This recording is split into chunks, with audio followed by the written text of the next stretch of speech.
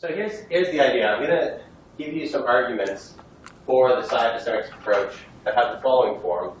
If we start with a classical statistical theory, so by that I mean some classical theory of physics, wherein we're interested in statistical distributions for that state. So this is the theory that tells you how, for instance, your knowledge of the system evolves over time, how it should update during measurements and things like that. And then if you take that theory and you add to it as a kind of new postulate that there's a restriction on which statistical distributions can be prepared. Okay, so statistical distributions characterize an agent's knowledge, and so a restriction on those is basically saying there's only certain ways agents can know about the system. If you do that in a particular way, you find that you can derive a large part of quantum theory. And by that, I mean in the sense of reproducing its operational predictions. So for a large set of preparations, transformations, and measurements, the set of predictions that we see in quantum theory can be reproduced using this sort of model. So in particular, if you start with, as your classical theory, you take mechanics, so just particles with position and momenta, then the statistical theory for that classical theory is sometimes called Liouville mechanics. So you may have come across this, where you have an equation for the evolution of a probability distribution over phase space. And what we're going to be looking at is what I'll call restricted Liouville mechanics, where there's a constraint on the kinds of distributions you can prepare. And what I'm going to try to convince you of is that this is equivalent to a part of quantum mechanics that's called Gaussian quantum mechanics. So you'll see exactly what that means. But it's basically Gaussian states. That'll be the first half. In the second half, we're going to look at a very different kind of classical system, which is not something that you usually see in a physics course. It's a classical theory of two-level discrete systems. So computer scientists would call these things bits. So imagine you have a collection of bits. And imagine now that their dynamics is given like a computation. You have some gates, which causes two bits to evolve to different values. You can think of that whole circuit as like a physical model. It's states evolving under some dynamics. So that has a similar status to particle mechanics. And then you come up with a statistical theory of that, where you now have a probability distribution over the possible bit strings. So let's say you have n bits. You can have a probability distribution over all the possible values of those n bits. And you can talk about how that probability distribution updates as you pass them through the circuit. And again, you can do the same thing. You can add a restriction on what kinds of probability distributions are allowed in a way that will make it precise later. And what you get is something that in this case isn't quite the same as part of quantum theory, but is extremely close to a certain part of quantum theory for n qubits. And in quantum information, they have something called the stabilizer formalism for qubits, which is basically about a set of qubits that are in a state, which is an eigenstate of a product of Pauli operators. That is roughly the discrete analog of Gaussian quantum mechanics. So I presume you guys have not seen this in the stabilizer formalism. Yeah. Okay. You don't need to have seen it. Anyhow, so I'm going to convince you, these are the two topics we're going to cover. And you can do similar things for three-level systems. And in that case, you get exactly what's called the stabilizer theory for Q-trits, three-level quantum systems. You do the same thing with optics.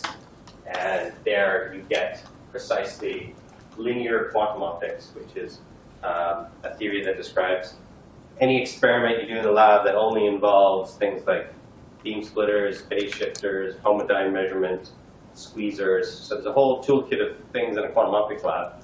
And many experiments involve only that toolkit. It involves a large part of quantum theory. So all of that is going to be subsumed by one of these sorts of models. Okay.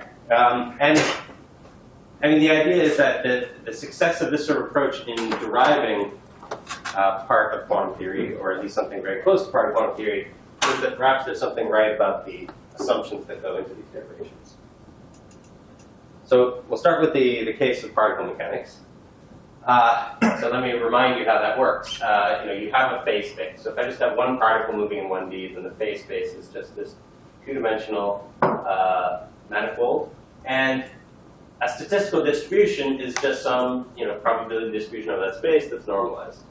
And now, as I said earlier, we want what I'll call an epistemic restriction, a constraint on what kinds of distributions could possibly describe an agent's knowledge.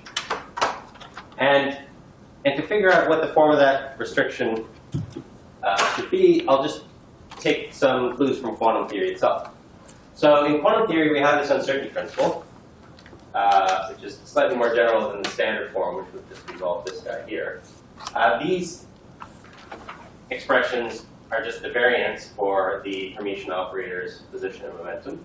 So this is what I mean by an expectation value. It's just trace A of rho, where rho is the quantum state. This is the variance in the position. This is the variance in the momentum. And this thing here is called the cross correlation between position and momentum. That's the expectation value of this thing, xp plus dx, minus the product of the means. It tells you something about how much position and momentum are correlated. So this is a statement about quantum states. Certain facts about, if I did a measurement of position, I would get this sort of spread. If I did a measurement of momentum, I get this sort of spread. And I know that those two spreads can't both be small. But in what we're doing, we're starting with the classical theory. Oh, yes? How come we don't usually see the C there? Well, if I move the C to the right-hand side, then it's greater than or equal to this plus something that's squared, therefore positive. So it's certainly greater than or equal to h power over 2 squared. So the one you're more familiar with is also true. It's just that, in general, if you actually have correlations between x and p, you can't saturate the inequality of the standard relation, whereas this one can be. So it's a tighter inequality. And I think in some textbooks you will find this here, this sort of term. I think it's often called the Schrödinger-Robinson inequality. So if you want to derive it, yeah, that was interesting. Derivations of the generalized uncertainty principle, and I don't recall them involving the C. Are there many different derivations, and one does involve the C? Certainly you can derive this directly from the commutation relations. Where is that done? I don't remember offhand. But I can try to find a reference for that. But I mean, take my word for it that this is a stronger inequality than the standard one. So if I want to saturate this, I want this to be equal to h bar over 2, then I really need this term here to be able to find the complete set of states that saturate at that minimum uncertainty. So the goal here is to use this to inspire some sort of restriction on the distributions that we're allowed. So here's what we're going to do. We're just going to take that same form of uncertainty principle, but now we're going to interpret the terms differently. We're going to say the variance in the position is an expectation value, not of Hermitian operators, because now we're just doing classical mechanics. So instead we say, like, expectation values are defined relative to some probability distribution over the phase space. So for any function on the phase space, I can calculate the expectation value of that function just by integrating with that probability distribution. So in particular, I can find out what the expectation value of x squared x are. I can calculate the variance in x. And that's just going to be basically the spread of this distribution in position, similarly with momentum. And I can also calculate a cross correlation, which will tell me whether in this distribution, position and momentum are correlated. And then I can say I'm only going to allow those distributions that satisfy this inequality. Okay, so a distribution that would be arbitrarily narrow in both position and momentum would allow these things to be arbitrarily small, and it would violate this inequality. So I'm not going to allow that distribution. Okay, so the key is that although I've sort of used this as inspiration, I've not assumed any quantum mechanics here, right? There's no Hilbert space, there's just classical mechanics.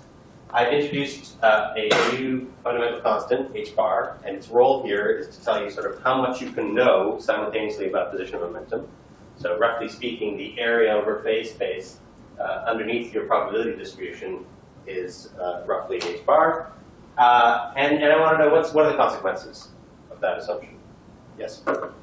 So just looking side by side at the quantum mechanics version and the Liouville version, I can sort of see how they directly translate, except that I can't help thinking of the issue that in quantum mechanics there's the operators don't commute thing, and then in our Liouville mechanics we're assuming they commute. Does that introduce any subtleties to Well, we're going to see how the, if you say operationally, what does non-commutativity of operators entail, right? So again, the trick here is, let's forget about the math and just ask, what does the math mean in terms of the statistics of experiments? So for example, you could say, well, one thing it entails is that if I do a position measurement, and then I do a momentum measurement, and then I do a position measurement again, I don't get the same result for position I did originally.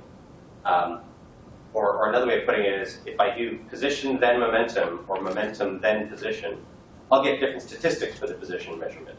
Right? So if I'm feeding a position eigenstate in the first scenario, I do the position measurement directly on it, I get that same result that I prepared. Whereas if I do the momentum measurement first, then that randomizes the position and I get a random result. So you could say, what about that non-commutativity of, in that operational sense, that the order in which I do the measurements seems to make a difference? Can you reproduce that in this sort of model? And the answer is yes, we will see. We will be able to reproduce that. And to some extent, what we're going to do is we're going to derive things like Hermitian operators representing measurements within these sorts of models. But we'll sort of have an understanding now of how it connects to the classical picture. So there's one other thing that we're going to add to this restriction on knowledge. So here I've sort of boxed what I'm going to call the classical uncertainty principle. This is sort of the starting axiom for this model. And I've done it here just for a single particle in one dimension to keep it simple. So it says that the only Liouville distributions that can be prepared are those that satisfy this uncertainty relation and that have maximal entropy for a given set of second-order moments. So this thing tells you what the variances in position momentum and the cross correlations have to look like. Those are second-order moments. But there's also all these other moments in the distribution. And this second bit of the constraint says, you know as little as possible for that set of second-order moments. And it's sort of a principle that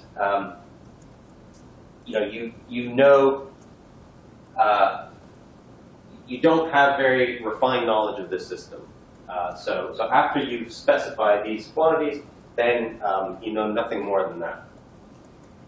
And the consequence is that if you ask, what are the distributions that satisfy that postulate, it turns out that it's only the Gaussian distributions that have this property of maximizing the entropy. So if you tell me the variances and ask what distribution, is it the top hat distribution or some other thing with those variances, which one of them maximizes the entropy? The answer is the Gaussian one. So this is going to get us to the Gaussian distributions over phase space immediately. So here's some examples. You could have knowledge where your variance and position are basically equal if you measure them in the same coordinates using h bar translate. Or you can imagine one where you have more information about position, so you've squeezed in position and you stretched out in momentum, so you know less about momentum. Or you know more about momentum and less about position. And in here, you have correlations between position and momentum. And so it's like saying, instead of talking about position momentum, we'll talk about two other quadrature variables, which are linear combinations of position momentum that define a different orthogonal basis. And I have squeezing along one of them and spreading along the other. So all these are valid ways of knowing the system. And I can always go to the limit where I've squeezed infinitely. So I know everything about position, and now the distribution is uniform, so I know nothing about momentum. Or I can know everything about momentum and nothing about position, and so forth. These are also valid distributions. Okay, so now I want to sort of tell you how this is going to connect with quantum theory. And for that, you need to see the Wigner representation. Yes? I thought also the Gaussian wave packets are the ones that saturate the uncertainty principle for quantum mechanics. Is that related to why Gaussian distributions are the only allowed Liouville distributions in this context, or not? What I'm doing is I'm defining a theory starting from a classical theory, and in a sense, it's interesting going to justify the fact that it's interesting a posteriori. I'm going to say, look, it coincides with Gaussian quantum mechanics, and so actually this is an interesting model. It's an interesting postulate, restriction on knowledge. The fact that the Gaussian quantum states saturate the quantum uncertainty relation is going to be critical for my being able to derive that these two models are equivalent.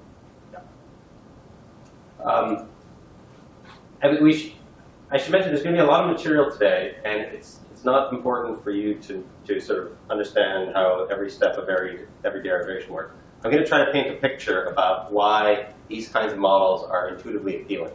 And so I may rush through certain things. Don't worry too much about it. The point is you should get the flavor of how these kinds of models work. So what you're going to see, I guess this afternoon in tutorial, you're actually going to do a problem on the Wigner representation, so you'll become familiar with the details of this later.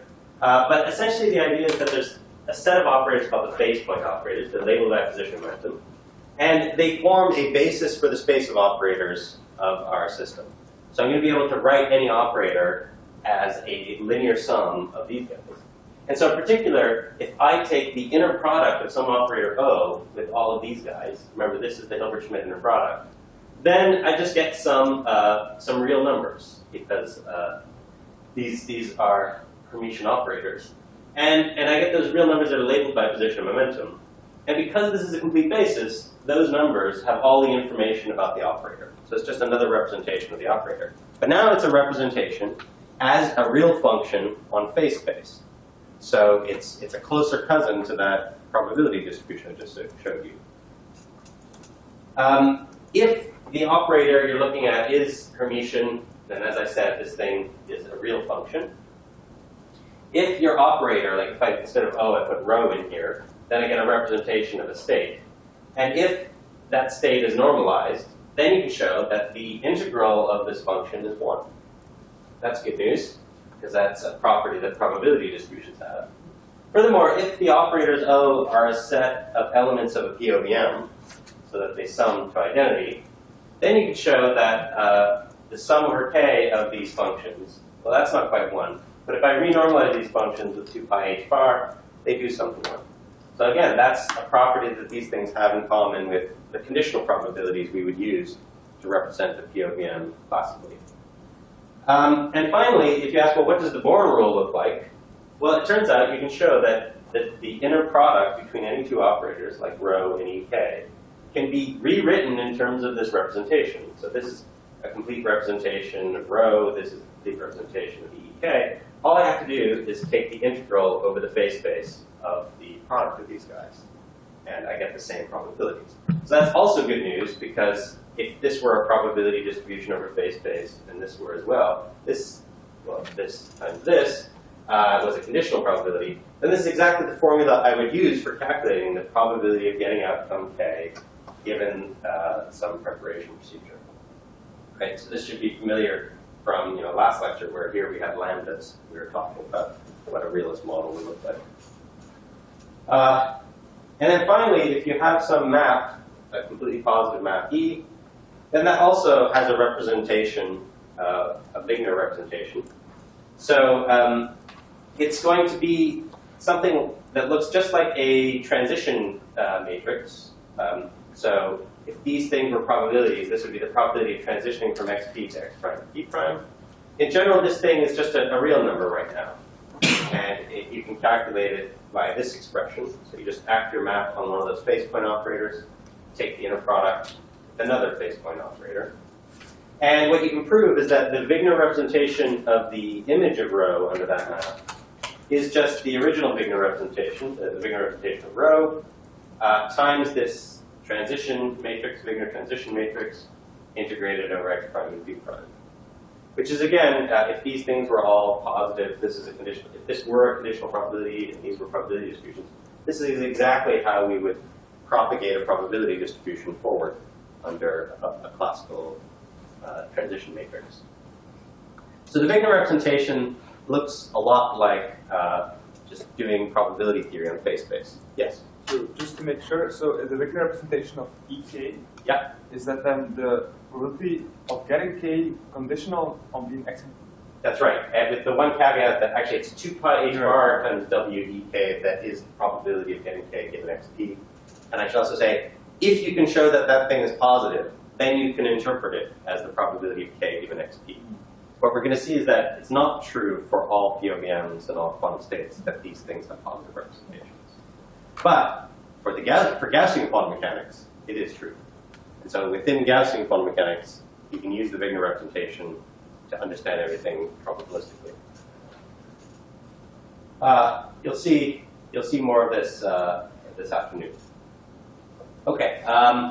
So in particular, if you look at these probability distributions I showed you earlier, which arise in our restricted Liouville mechanics theory, it turns out that they are the Wigner representations of a certain set of states in quantum theory, which are sometimes referred to as the squeeze states. So this people would call the Wigner representation of a coherent state, and then you have different ways of squeezing that coherent state. And these infinitely squeezed states are like the position eigenstates in the limit and the momentum eigenstates. And there's some nuances about the fact that position eigenstates strictly aren't well defined because the position operator is not bounded. But you can define those things rigorously in terms of infinite squeezing. And these distributions are precisely correspond to those states. So that's nice. We just sort of have a picture now of all these different kinds of quantum states. And this is sort of the map of what's going on. So the big circle is going to be all real functions on phase space. This circle here is going to be all the probability distributions on phase space. And the model I'm defining is basically saying we're going to assume that only a subset of those are probability distributions that an agent could possibly describe an agent's knowledge. And those are these guys here in this middle bit. So I call those the valid epistemic states. There are other probability distributions, like say a delta function on x and p, which correspond to possible knowledge. But in this model, we're going to say no agent can ever come to learn that, like the prisoners in the cave. There's a restriction on what they can know. They can't know position momentum at the same time.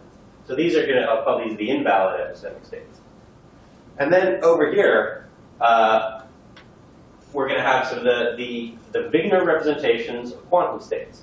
And as I said, there's a subset of all the quantum states that actually have positive Wigner functions. And they're the ones that they're the Gaussian ones. And they'll coincide exactly with the valid states of knowledge in this model I'm building.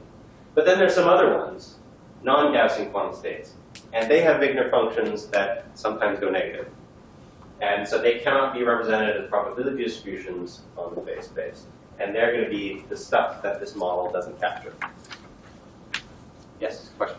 Is it just going to be the uncertainty principle that rules out which of those probability distributions are valid and invalid epistemic states? Yeah, the uncertainty principle together with this maximum entropy. Okay.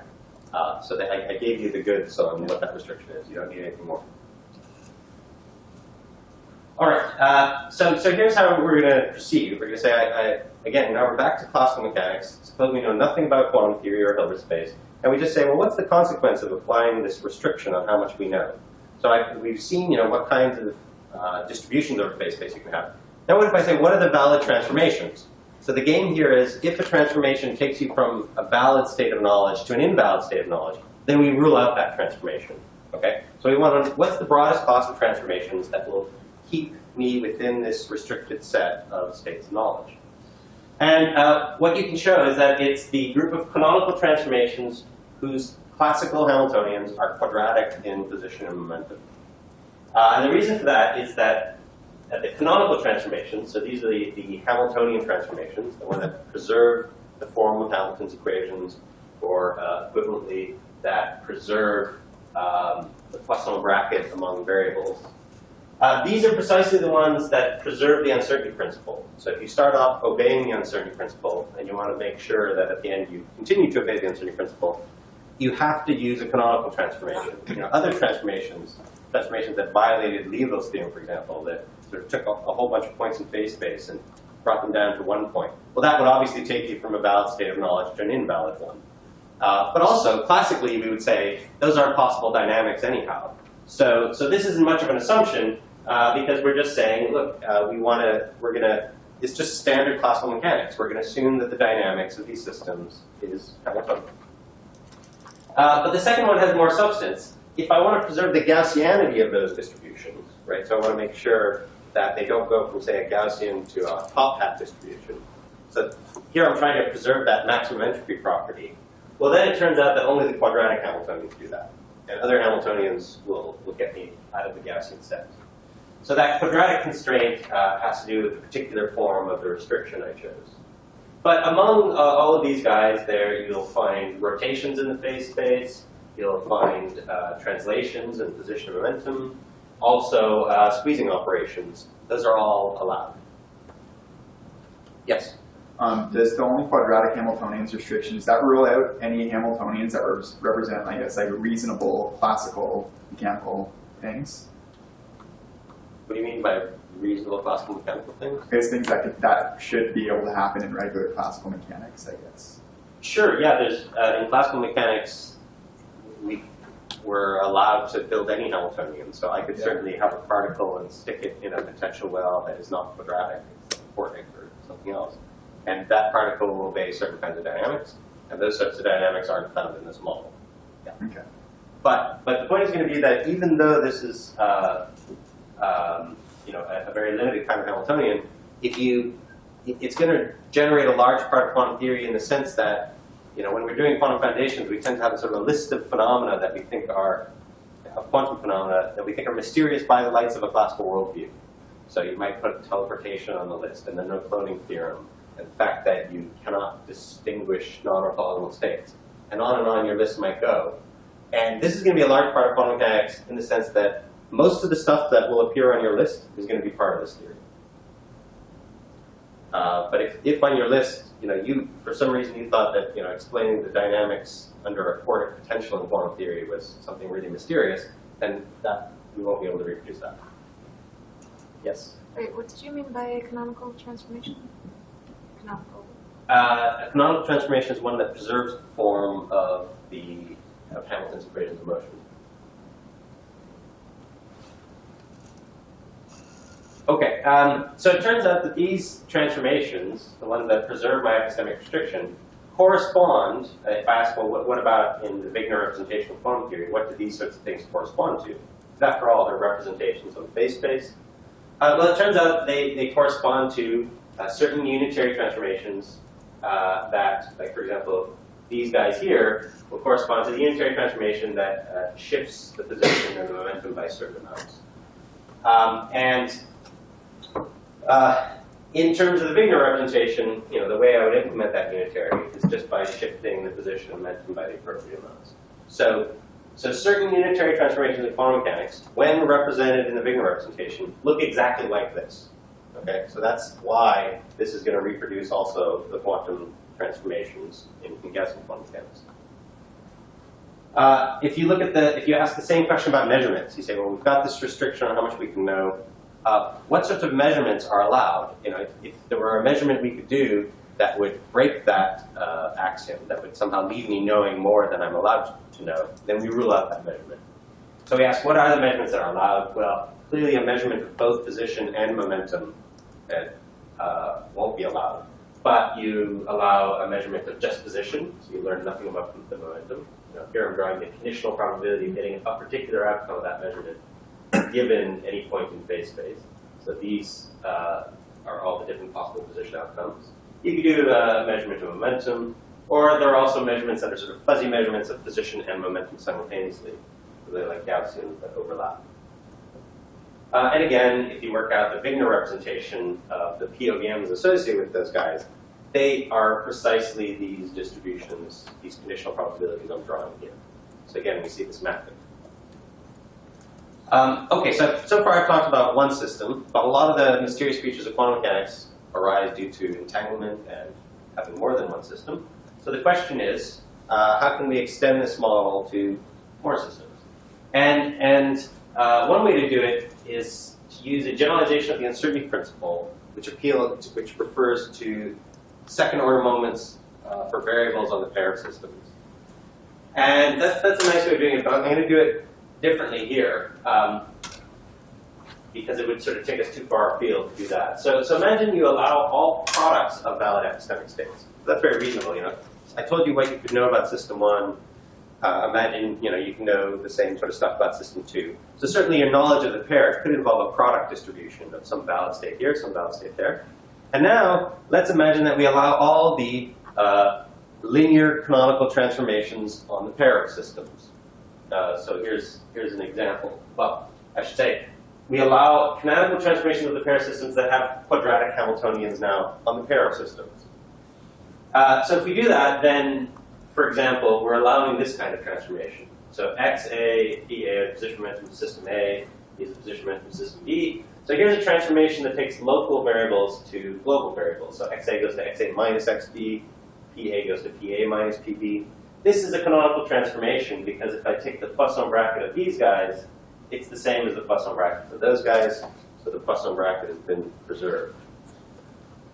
And similarly for XB, I'll also make a map to global coordinates, which is now the sums of the positions of momenta.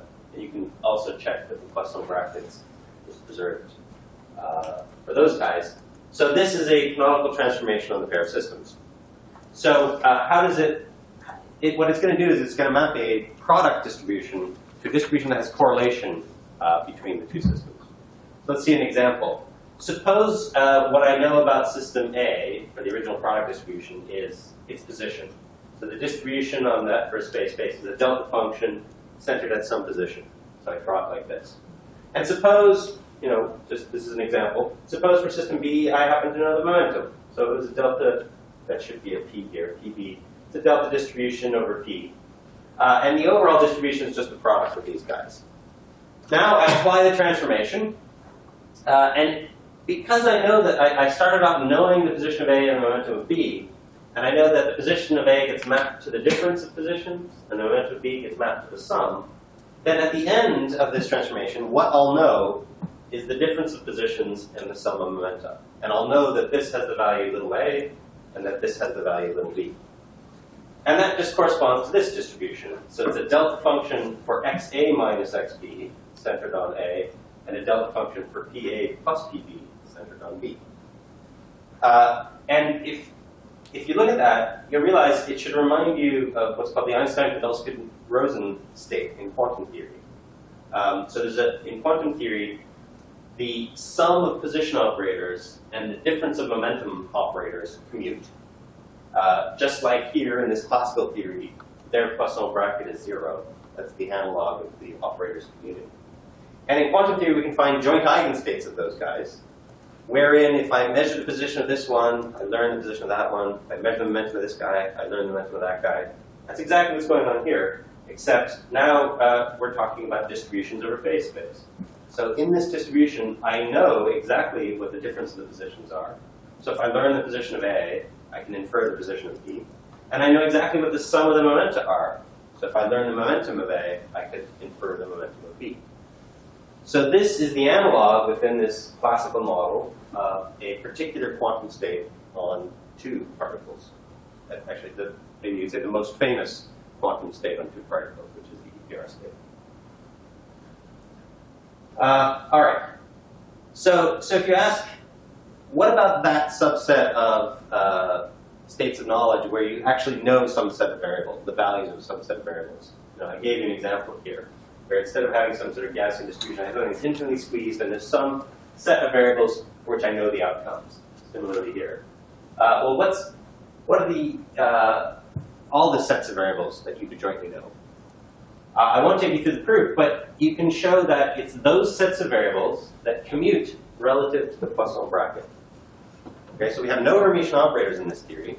We just have classical variables over phase space. But we have something like a commutator. It's just the Poisson bracket. And just as in quantum mechanics, the criterion for when you can jointly measure Hermitian operators, that's commutativity of those operators. Here, we need a criterion for when can we jointly know things. And the answer is when they commute relative to the Poisson bracket. So let me give you some examples. So if I just define omega to be r squared, the configuration space of the same particle, and I denote a point in that space by m, then the different variables, what corresponds to observables in quantum theory, strictly will be functionals on the phase space. So there'll be maps from the phase space to the reals. And so, for example, the position observable in this theory is a map from the points on phase space to the x-coordinate of that point. And the momentum observable is the map from the point from phase space to the momentum coordinate of that point. And the Poisson bracket of any two functionals f and g is just given by this form that I hope you've seen before in courses in classical mechanics. df dx dg dt minus df dt dg dx, evaluated at the point in phase space. So this is, again, a function over phase space. And to say that I have commutations of f and g is just to say that this function is uniformly 0 in phase space. So let's look at some examples. If I take a canonically conjugate pair of variables, so these are things like position and momentum, those are sometimes said to be canonically conjugate variables, then their Poisson bracket is 1, right? So if I plug in x1, so think of this now as a functional over phase space that returns position of the first particle. This is a functional that returns momentum of the first particle. Plug it in here, you'll find that you get 1 everywhere in the phase space. So these guys are things you can't jointly know in this theory. You can't know the position of momentum because they don't commute. Similarly with the position momentum of the second particle. But also things like this, x1 plus x2 and p1 plus p2, those are canonically conjugate. You can't jointly know them either. But if I look at something like the position of the first particle and the position of the second particle, well then they do commute relative to that Poisson bracket. So I can know both of them. Actually, I can know, if I know position for the first particle, I can know any other variable for the second particle, momentum as well. But furthermore, there are sort of interesting variables for the pair of systems that also commute. So the difference in the positions and the sum of the momenta, that's a commuting pair relative to the Poisson bracket, so I can jointly know them. And the EPR state we saw earlier is the case where I jointly know these two variables. Okay, the fact that canonical transformations preserve the Poisson bracket means that if you start out knowing some commuting set of variables and you apply a canonical transformation, well then at the end you'll also know a commuting set of variables. Good. Good. So now you ask, well, what about the Wigner representation for two systems and more systems? It's very simple. This operator basis, the base point operators, if I take the tensor product of these guys for the first system and these guys for the second system, I now get a basis of operators for the tensor product Hilbert space. So I can just decompose any operator relative to this basis for the whole Hilbert space. Now I get a function on x1, p1, x2, and p2. So it's a function now on the phase space for the two particles. Again, it's real because rho is Hermitian. And it has all the same properties that we saw earlier. So this is the representation relative to which the original EPR state looks like that pair of delta functions I showed you. Okay, so the bottom line is this, that if you define Gaussian quantum mechanics in the following way, it's those quantum states that have Wigner representations that are Gaussian over the phase space. So these are the squeeze states. And you include, so that's not just the pure quantum states, there are some mixed quantum states that also have Gaussian Wigner representations. We can throw those in. I haven't talked about them. It's not that important. It's not all quantum states. Only some of the quantum states have Gaussian Wigner representations. Then you add the measurements that are represented by Gaussian Wigner functions.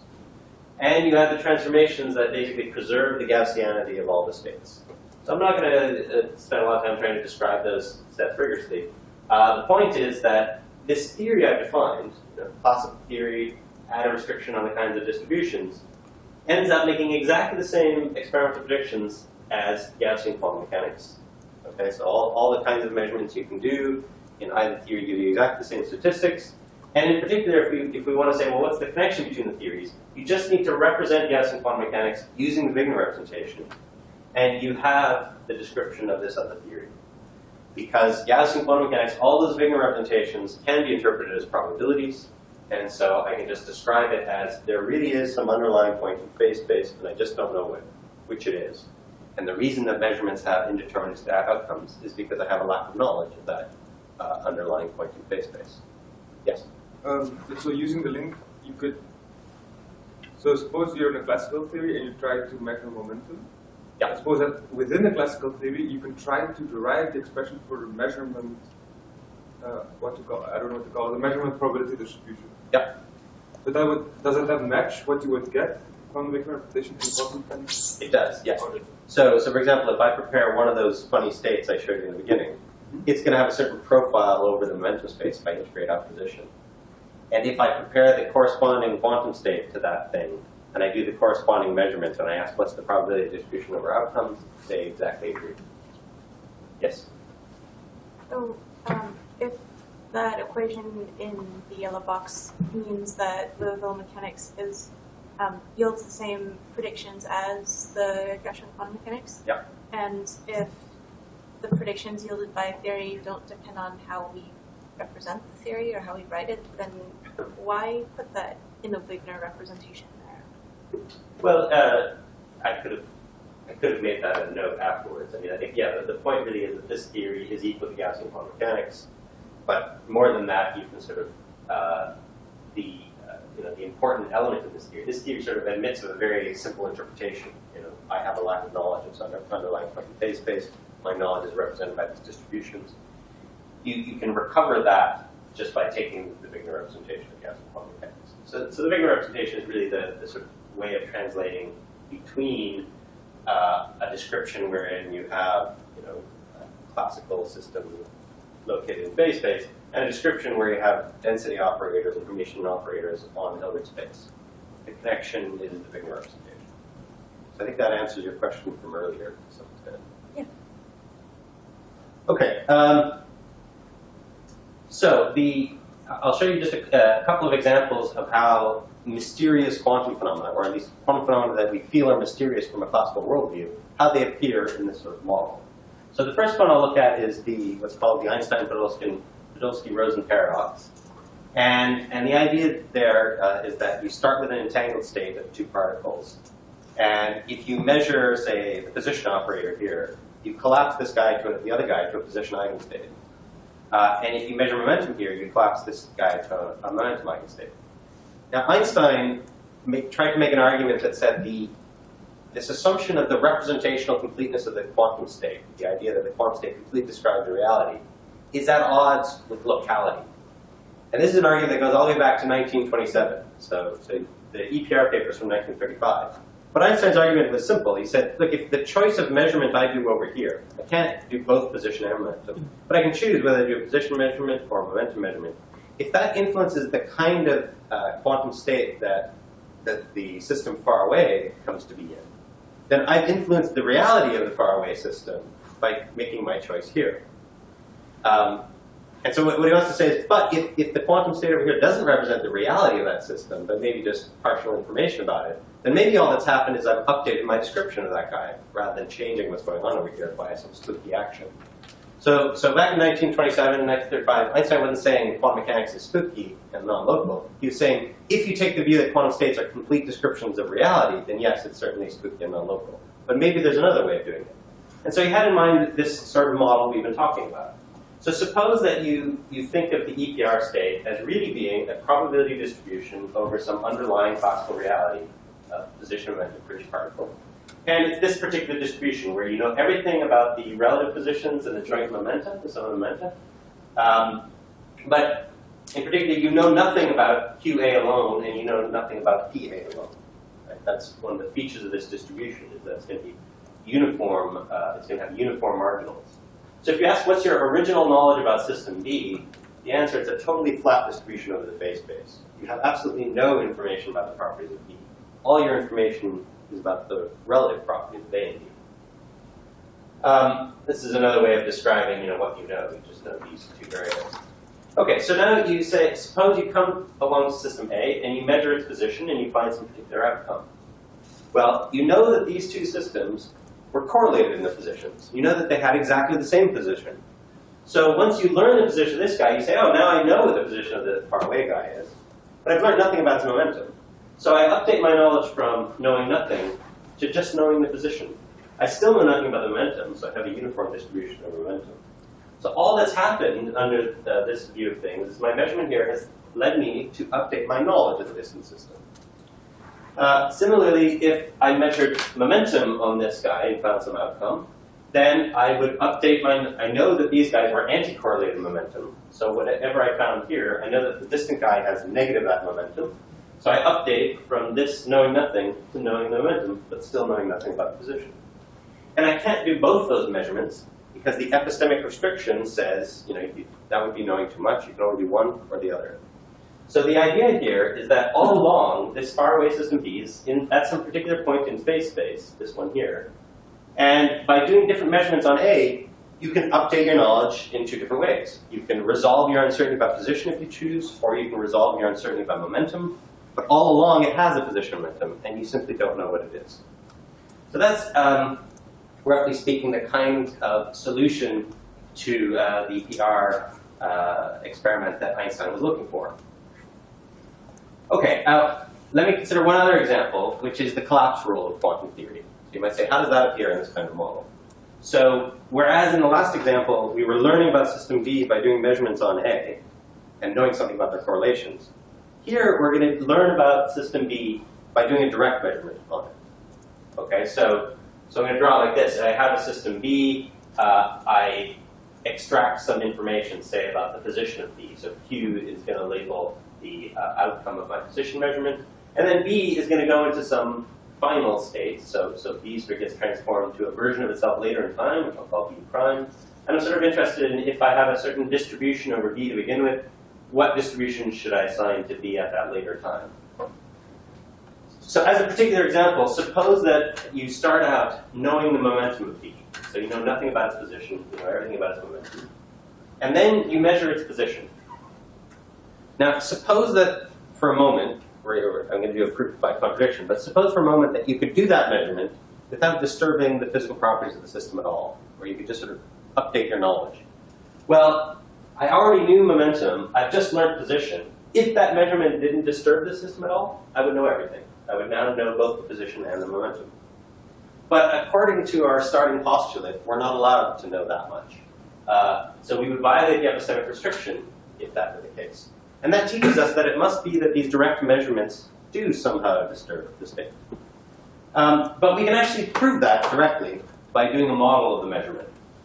So by now, you should be familiar with this sort of von Neumann chain model of measurement, where I say, okay, this measurement of position on B, the way it occurs is I introduce a probe system, A.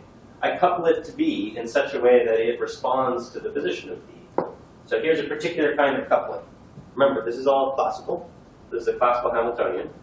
And this kind of coupling Hamiltonian basically says P, which is the momentum variable, it's the generator of translations in classical mechanics. And what that means is that if I have a coupling like this, whatever the position of B was, the position of A will be translated by an amount that's proportional to the position of B. And so this sort of coupling makes A get shifted by an amount that depends on the initial position of B. And then if you measure the final position of A, and you knew its initial position, you can figure out how much it shifted, and thereby infer what the original position of B was. Okay? So if we want that to work, we'd better start out knowing what the position of A was. Because if we don't know what its initial position was, and we measure its final position, well, we can't learn how much it shifted. So it better be that we know the original position of A. And we're going to, again, assume that what we know about B to begin with is its momentum. So what happens under this sort of interaction? Well, here's the interesting thing. This kind of coupling Hamiltonian encodes the action-reaction principle. You can't have A respond to the state of B without B also responding to the state of A. So Q in classical mechanics is the generator of momentum boosts. And so this same coupling says B is going to be shifted in its momentum by an amount that depends on the original momentum of A. That's action-reaction.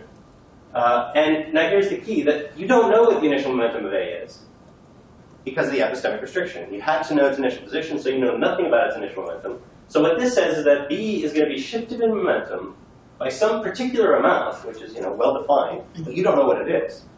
So from your perspective, this guy gets shifted by some random momentum, chosen uniformly from all possibilities. And so if all you know is that this coupling has happened, then you go from having known the momentum to knowing nothing about the momentum. Because you know it's just been shifted by some amount. Could be any amount. So that very first step of this measurement, where you know these guys, actually leaves you worse off in terms of your description of B. Now you know nothing about B. But if you record the outcome of this guy, right? So if in addition to doing this coupling, you come along and you measure this, then you can use your knowledge of that final position to figure out what the position of A was, right? You're just inferring what the position of B was based on how much this guy gets shifted. So now look at this transformation in your knowledge. You've gone from knowing momentum to only knowing position and not knowing anything about momentum. That's like a transition from a momentum eigenstate to a position eigenstate induced by a measurement of position. So that's just like the von Neumann-Collapse postulate. But here, we've just derived it from this underlying classical model where we have an epistemic restriction, and using the fact that all measurements involve this kind of action-reaction principle. So in fact, you know, in the textbooks where they say, oh, you know, quantum mechanics is weird because if I try to measure position, I disturb momentum. Actually, that's right there in classical mechanics. You know, if this guy's position influences this guy's position, then this guy's momentum has to influence that guy's momentum. Okay, so overall then, the collapse rule in this sort of model involves two steps. One is the disturbance, and the second is the Bayesian conditioning.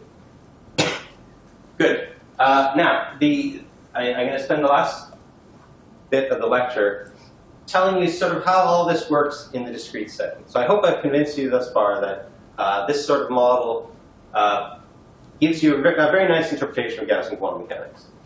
Now I want to show that, you know, the same sort of things can be done if instead of a particle I have some discrete system. So for particle mechanics, this is just an old slide where, you know, I derive the Poisson bracket.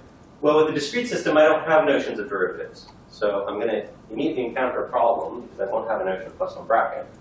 But what I can do is just replace particle mechanics with bit mechanics, replace the real field with just Z2, the integers 0 and 1. So configuration space is now a binary position for every system, so Z2 to the n.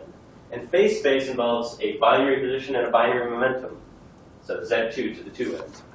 And then it's the same thing, that I have a discrete position and a discrete momentum for every particle. I get just functionals on this new phase space. They're functionals that map me again to Z2. So these variables can only have values 0 and 1. And then the Poisson bracket I can just define in terms of a finite difference equation. So M is again going to be a point in phase space, but now it's this discrete phase space. And this just says take the functional f, evaluate it at M plus the unit vector for the I particle's position minus f at M. So this is like a discrete version of the derivative of f with respect to x. So you can do all that and define now a Poisson bracket for this discrete system. And then with that structure, you can, again, impose an epistemic restriction, which just says that an observer can only know the values of a set of variables that commute relative to this Poisson bracket I just defined, and is maximally ignorant otherwise. And if you do that, here's what you find. So here's a single system. It has a discrete position, a discrete momentum. So that's its ontic state space.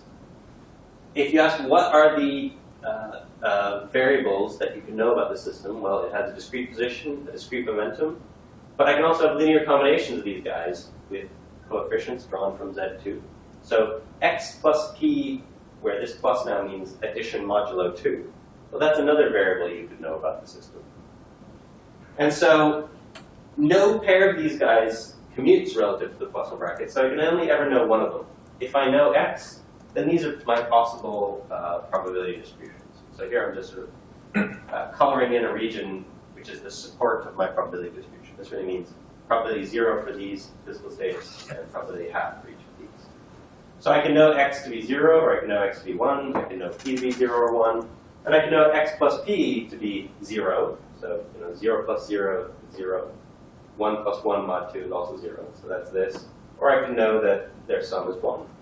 So these are all my states of maximal knowledge. And of course, I could know nothing, which would just be the uniform guy. And now these are like those squeeze states we saw previously. And they're the analogs of these 6 quantum states, the eigenstates of the 3 Pauli operators. Z up, Z down, X up, X down, Y up, Y down, going this way. And this guy here is the analog of the complete mixed state for a single qubit. So I'm going to try to convince you that, that's how it works. So first fact, I can always think about knowing nothing as, with probability of half, I know that X is 0, and with probability of half, I know X is 1. So you can think of this as a sort of a convex, a mixture of these 2 states of knowledge you might have about the system. But it's just as easy to say, well, knowing nothing can also be thought of as either knowing that the momentum is 0 or the momentum is 1. So I can decompose knowing nothing into having maximal but incomplete information in many different ways. And that, according to this model, is exactly what's going on with this ambiguity of convex decomposition of the mixed state, which we talked so much about in the first week. Right? So why is it that I can write this guy in many different ways? Because these things aren't representing, or they're not complete representations of reality. They are also states which involve some ignorance, and therefore there are many ways of decomposing a state of complete ignorance into states of partial ignorance, and that's what's going on there. So in that sense, these are analogs of the stabilizer states. I also mentioned, now you have a picture of what the difference between pure and mixed quantum states is. It's not a difference between a complete description and an incomplete description. They're both incomplete. It's just this one is more complete than that one. This is sort of saturating that epistemic restriction. Here, these guys, you know as much as you can know according to the theory, whereas with this one, you know less. All right, so if we try to represent this model in terms of a convex set of states, well, here are the sort of states of knowledge you could have if there were no epistemic restriction. So you would know exactly which of the 4 states the system was in. And I've tried to draw a tetrahedron. That's the simplex containing all the probability distributions over those 4 states. And the ones that are allowed in this theory, the ones that the epistemic restriction defines, are the equal mixtures along each of the edges of these tetrahedra. So this is the equal mixture of this guy and this guy. This is the equal mixture of that guy and that guy, and so on. And then, of course, the point in the middle of the simplex is just the case where I know nothing. So it's like if I inscribe an octahedron into a tetrahedron, the probability distributions that an agent that may describe an agent's knowledge are just the points on that octahedron. And so this is what the state space looks like. It's actually not a convex set because it doesn't contain the interior points. And it has exactly the same shape as those quantum states, the Pauli operators. Okay, if you then play the same game and say, what measurements do we allow in this model if we want to preserve our epistemic restriction, you again find it's any set of variables that commute relative to this discrete Poisson bracket I defined. And so that involves a position measurement, where you just find out what the position is, where you just find out momentum, where you find out x plus p. And that is the analog of those 3 basis measurements. And now if you ask, well, why do we get random outcomes when, for example, we measure x spin after we've prepared z spin up?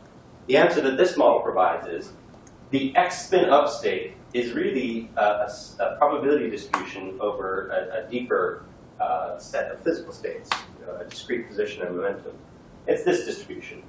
And the x spin measurement is really a measurement that asks you, what is the value of the discrete momentum? But it's equally likely to be up or down for this distribution, so half the time you expect to find up and half the time you expect to find down. And so in this model, the probabilities in quantum measurements are just subjective ignorance. And then you ask, well, what about the transformations in this model? And it's the discrete canonical transformations, the one that preserves the Poisson bracket. And you can prove that that corresponds to actually all the permutations of these 4 states. So I've just drawn some of the permutations here. And if you then draw those guys on the space of the probability distributions, right, rather than the space of the physical states, you can say, all right, well, how's this guy going to transform? Well, this point will stay the same, but this point will move down. So he's going to transform to this distribution. And this distribution you can show will transform to that one. So you work it out, and it's a rotation by 120 degrees in this block sphere picture. And it looks just like a unitary. There's a unitary that rotates you by 120 degrees on the block sphere. And so in this model, that unitary is really a physical transformation on the underlying quantic states of this sort. And if you look at others, like 2 cycles, you get 180-degree rotation about this axis. Or if you look at this 2 cycle, it ends up being a reflection in this space. And this one here is a rotation and a reflection.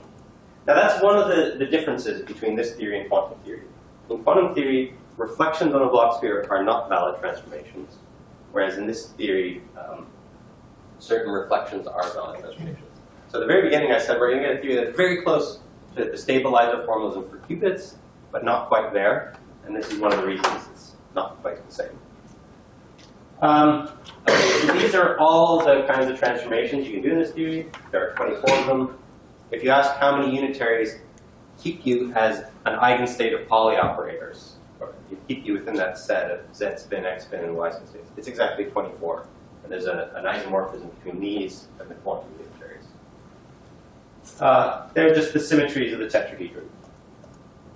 I think because I'm already out of time, I'm going to skip this. There's a way of understanding coherent superposition in these sorts of models. So we've left the formalism of Hilbert space behind. So you might say, well, superposition is a notion that involves a vector space. We have a linear combination of vectors. What could it possibly mean in this interpretation?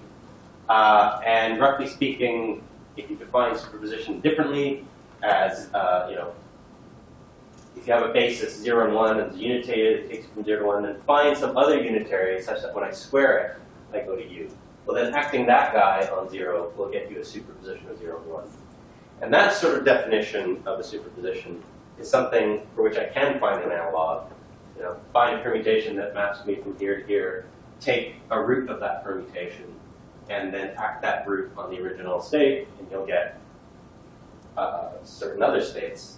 And so in this sort of way, you could argue that these epistemic states can be thought of as coherent superpositions of this one or this one. Anyhow, I would have gone over that in more detail, but I'm out of time. So let me just say a few more things. I can consider pairs of systems in this model, just as I did with the continuous variable one. Now my canonical variables are linear combinations in position method for both systems. I have trouble representing it because this is a 4-dimensional space now. So what I'm going to do is sort of a hack. Take this space for one, sort of stack it in a line. So you're just listing position and momentum. And then you can, in a 2-dimensional way, represent the phase space of one particle and the phase space of the other particle, like that. And then you can ask, well, what can you know about these pairs of systems? So you could, for example, know the position of the first guy. So that, let's say you know it's 0. So you know nothing about the momentum of the second guy. It could be 0 or 1, but you know everything about its position. And you know nothing about the second particle. That's this distribution. If I said you know the momentum of the second particle, well then, let's say you know it's 0, then you know the momentum of the second particle is 0, you know nothing about the position of the second particle, you know nothing at all about the first particle. But of course, these two guys commute, so I could know both of them, and that just corresponds to taking the intersection of those two distributions, which is this guy. And that's the analog of a product state in quantum theory. I know something about the first, something about the second.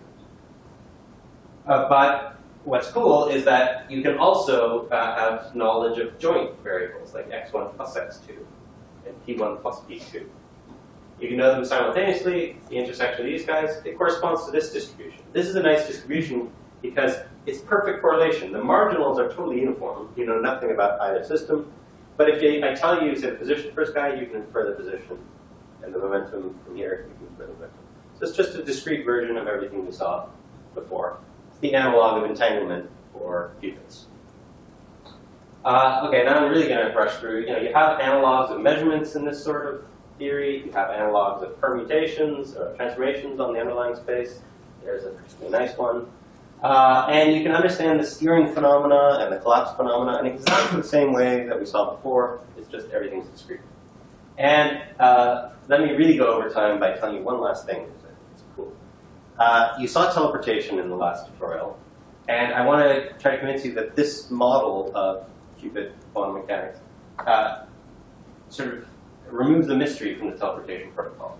So let me remind you, the teleportation protocol involves Alice over on this side, Bob on the other side. They have been given a pair of systems that are in entangled state, 5+.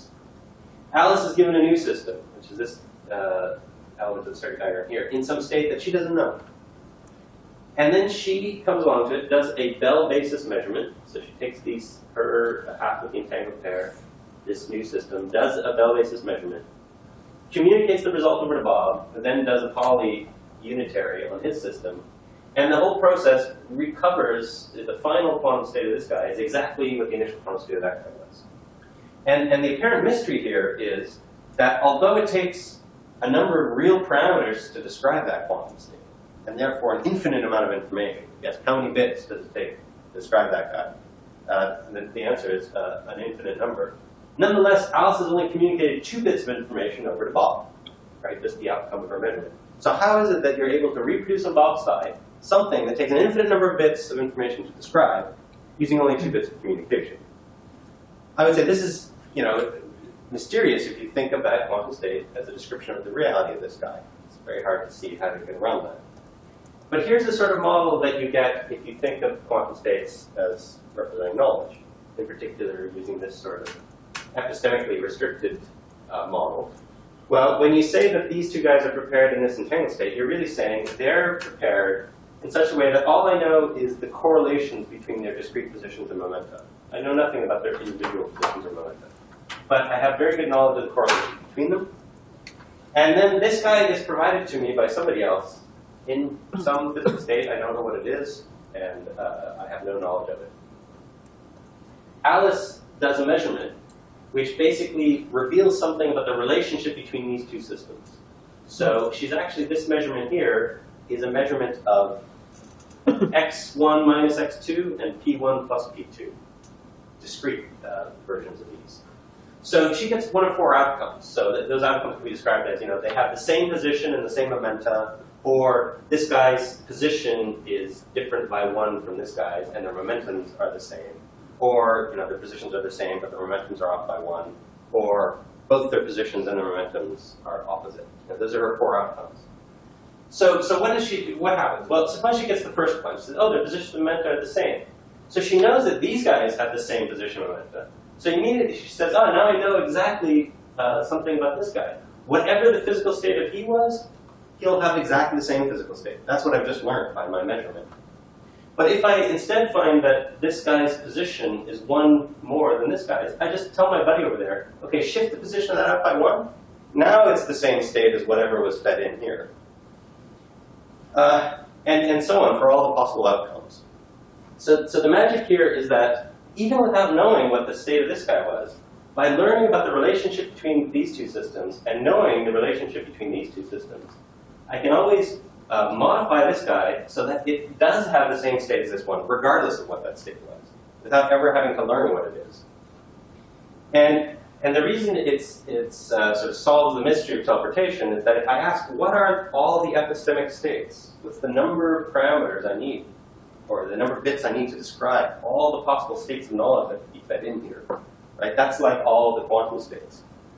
Well, the answer is there's 6 pure quantum states. So, log 6 bits of information at least would be needed if Alice wanted to describe to Bob exactly what the epistemic state of this guy was. But she doesn't need to. She just needs to describe to Bob what the relationship between his ontic state and this ontic state is. And Bob can reproduce the ontic state. And then whatever, say, Charlie knew about this guy, at the end of this whole protocol, Charlie will come to assign the same state of knowledge to this guy, because Charlie will believe that this guy is in the same ontic state as that guy. So anyhow, that's the end for today. But you'll see a bit more of this in some of the problem sets, and we can talk about it more next time.